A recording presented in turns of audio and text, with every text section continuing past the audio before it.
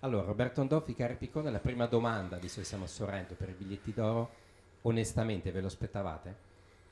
No, non ce l'aspettavamo, nel senso che poi via via la sensazione che il film avesse una sua magia interiormente io ce l'avevo, diciamo, però da qui a contagiarla a tutto il pubblico, che questa cosa potesse...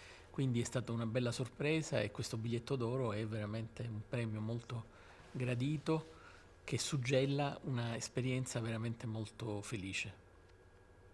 E voi ve lo aspettavate? Sul set, quando eravate lì? No, no, no, Se vi nella avessero maniera più detto assoluta. superati 5 milioni di euro in un momento in cui... No, no, no, non ce l'aspettavamo assolutamente e poi devo dire che sono considerazioni che normalmente, poi non so, diciamo gli altri, però normalmente noi nel momento in cui si gira proprio non facciamo, cioè in quel momento noi ci siamo goduti intanto la bellezza di questo set,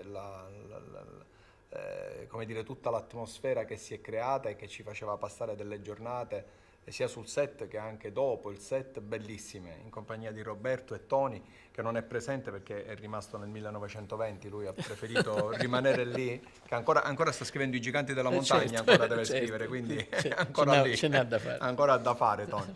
E quindi diciamo, noi abbiamo vissuto e goduto di quel momento, poi dopo piano piano abbiamo cominciato a godere della felicità della gente nel vedere questo film. Quindi, come dire, sai, quando tu riesci a creare gioia in una persona con un film, comunque è una soddisfazione bellissima Poi e che questo soprattutto in un momento del sia genere. avvenuto insieme è un valore aggiunto. Esatto, ma vi siete dati una spiegazione? Oppure no? Cioè perché poi è partita questa cosa? No, la spiegazione, almeno io e Salvo ce la siamo data quando abbiamo visto il film. Per la prima volta ci siamo subito resi conto che c'era qualche cosa eh, di magico che probabilmente ha affascinato il pubblico e gli ha fatto comprendere che questo film andava goduto in sala. Non valeva la pena aspettare per vederlo in televisione, perché la sala restituisce delle emozioni che la TV non può mai restituire, è come vedere un tramonto in cartolina. E quindi questo film è un film cinematografico, questa è la spiegazione che ci siamo dati. Ed è tutto merito di Roberto.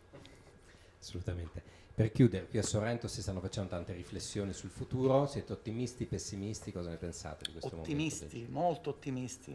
Noi pensiamo, dopo questo film? sì, noi pensiamo e No, ma siamo in sicuri generale. che questo sia stato il primo passo, si è scardinata qualche cosa, anche tutti voi vi state entusiasmando di questo successo e siamo tutti contenti e sono convinto che da qui ai prossimi mesi ci sarà una ripresa Certo. Ne nuova. approfittiamo per fare un grande in bocca al lupo veramente a tutte le sale, a tutti i film che adesso usciranno e a tutti gli spettatori perché le sale non sono solo dei proprietari, ma sono anche vostre, quindi difendetele andando al cinema. Grazie Giustissimo. mille. Grazie. Grazie. Grazie.